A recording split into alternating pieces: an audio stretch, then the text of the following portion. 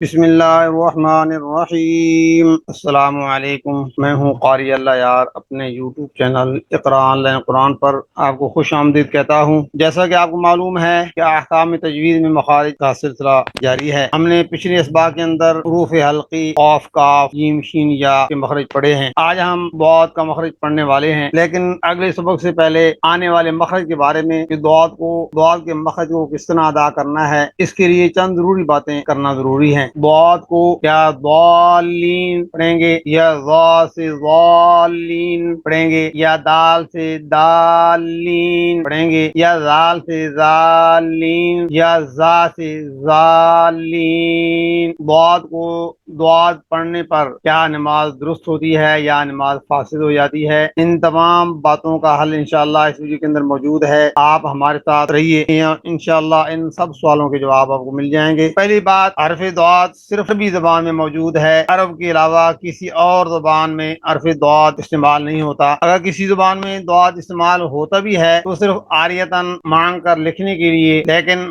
حرف ضاد کی ادائیگی عرب کے علاوہ کسی اور زبان میں ادا نہیں ہوتی۔ اس لیے حرف ضاد کا مخرج، اس کا تلفظ کرنا غیر عربیوں کے لیے بہت ہی دشوار ہے۔ میں عام مسلمانوں کی بات نہیں کر رہا، بلکہ علماء کرام اور حفاظ کرام میں سے بھی بہت سے علماء کرام حفاظ کرام ضاد کو صحیح تلفظ ادا نہیں کر سکتے، کیونکہ یہ صرف عربی زبان میں موجود ہے، کسی اور زبان میں حرف ضاد موجود نہیں ہے۔ اس لیے غیر عرب کے لیے اس لفظ ضاد کو ادا کرنا، اس کا تلفظ کرنا، اس کا مخرج ادا کرنا بہت ہی دشوار ہے۔ حرف ضاد صرف غیر عرب مسلمانوں کے لیے دشوار نہیں ہے، بلکہ غیر عرب علماء کے درمیان بھی مسئلہ دشوار رہا ہے۔ اس لیے کبار علماء اسلام نے حرف ضاد کی تلفظ کی دشواری کی تفسیر بیان کی ہے، اور فقہاء کرام نے، مجتہدین نے، اہل تجوید، علم تجوید والوں نے بھی اس پر کتابیں لکھی ہیں، اس کی تفصیلیں بیان کی ہیں۔ چنانچہ امام فخر الدین رازی، امام ابن کثیر، امام جزری، ابن حاجب شافعی رحمۃ اللہ علیہ، قاضی خان وغیرہ نے اس پر مستقل کتابیں لکھی ہیں اور روشنی ڈالی ہے۔ اس لیے یہ سمجھ میں آتا ہے کہ اس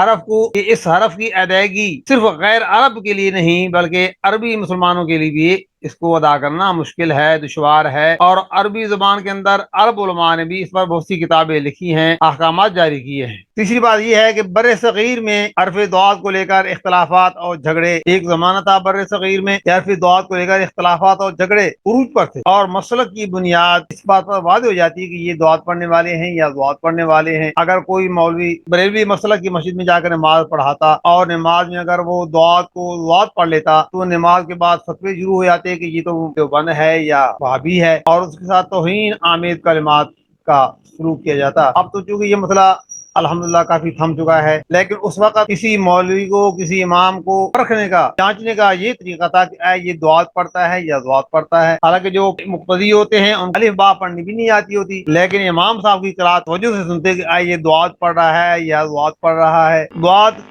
اور وا کی آواز میں مشابہت، ضاد کی اور ضاد کی آواز میں مشابہت ہے، لیکن یہ صفات کی مشابہت ہے۔ حالانکہ ان دونوں کا تلفظ الگ ہے، دونوں کا مخرج جدا جدا ہے، لیکن ان کی صفات کے اندر مشابہت پائی جاتی ہے، ان کی آواز ملتی جلتی ہے۔ ان کی آواز میں مشابہت کی وجہ سے بہت سے لوگ ضاد کو ضاد بھی پڑھ جاتے ہیں۔ اس لیے اکثر علماء کے نزدیک، جمہور علماء کے نزدیک، اگر کسی نے ضاد کو ضا پڑھ لیا نماز میں تو جمہور علماء کے نزدیک ضاد کو ضا پڑھنے سے نماز فاسد نہیں ہوتی، کیونکہ ان کی آواز میں مشابہت ہے، ان کی آواز ملتی جلتی ہے، اور ان کی صفات ملتی جلتی ہیں۔ تو اس صفات کی وجہ سے اگر کسی امام نے ضاد کو ضاد پڑھ لیا تو جمہور علماء کے نزدیک نماز فاسد نہیں ہوتی، نماز ہو جاتی ہے۔ اگر یہ درست نہیں ہے کہ ضاد کو اپنے مخرج سے ادا کرنا چاہیے، اور وہ کوشش بھی کر رہا ہے، لیکن کوشش کے باوجود وہ ضاد کو ضاد ادا نہیں کر سکا اور ضاد ادا کر لیا، تو جمہور علماء کے نزدیک اس کی نماز فاسد نہیں ہوگی، نماز درست ہو جائے گی۔ لیکن علم تجوید کے بعد ماہرین کے نزدیک ضالین کو ضالین پڑھنے سے نماز فاسد ہو جاتی ہے، اور ان کی دلیل یہ ہے کہ ضال کا معنی ہے گمراہ ہونا، اور ضال کا معنی ہے سایہ والا ہونا۔ جو معنی میں فرق آ جاتا ہے، تو معنی میں فرق آنے کی وجہ سے یہ لاہن جلی ہوتی ہے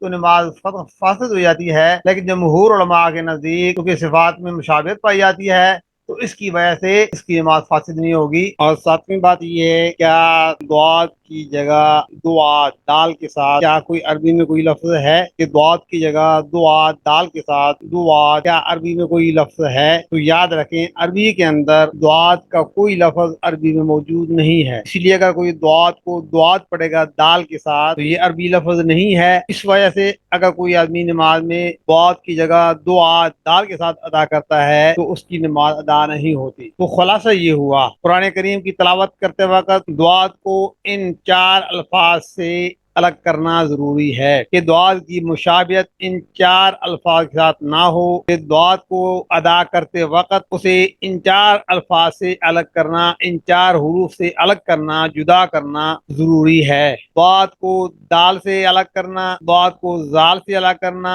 دعات کو زال سے الگ کرنا اور دعات کو وا سے الگ کرنا یہ ضروری ہے۔ اگر کوئی آدمی ضالین کی جگہ دالین دال کے ساتھ پڑھ لیتا ہے، دالین یا ضالین کی جگہ ظالین زال کے ساتھ پڑھ لیتا ہے، یا ضالین کی جگہ ظالین زا کے ساتھ پڑھ لیتا ہے، تو ان کی نماز تینوں صورتوں میں دالین پڑھے ظالین پڑھے ظالین پڑھے نماز فاسد ہو جاتی ہے۔ ہاں اگر ضالین کی جگہ ضالین پڑھ لیتا ہے تو جمہور علماء کے نزدیک اس کی نماز فاسد نہیں ہوگی، ان کی صفات میں مشابہت پائی جاتی ہے، لیکن بعض اہل علم کی رائے میں ضالین کی جگہ ضالین پڑھنے سے بھی نماز فاسد ہو جاتی ہے کہ ضالین کا معنی گمراہ ہے، ضالین کا معنی ہے ہمیشہ رہنے والا بھی اس کا معنی ہے، سایہ والا بھی معنی کرتے ہیں، تو یہ معنی میں مخالفت پائی جاتی ہے۔ اس وجہ سے بعض علماء کے نزدیک جو کہ صاحب تجوید والے ہیں کچھ کے نزدیک یہ ضالین کا ضالین پڑھ لے گا اس کی نماز فاسد ہو جائے گی، لیکن جمہور علماء کے نزدیک اگر کوئی آدمی کوشش کے باوجود ضالین ادا نہیں کر سکتا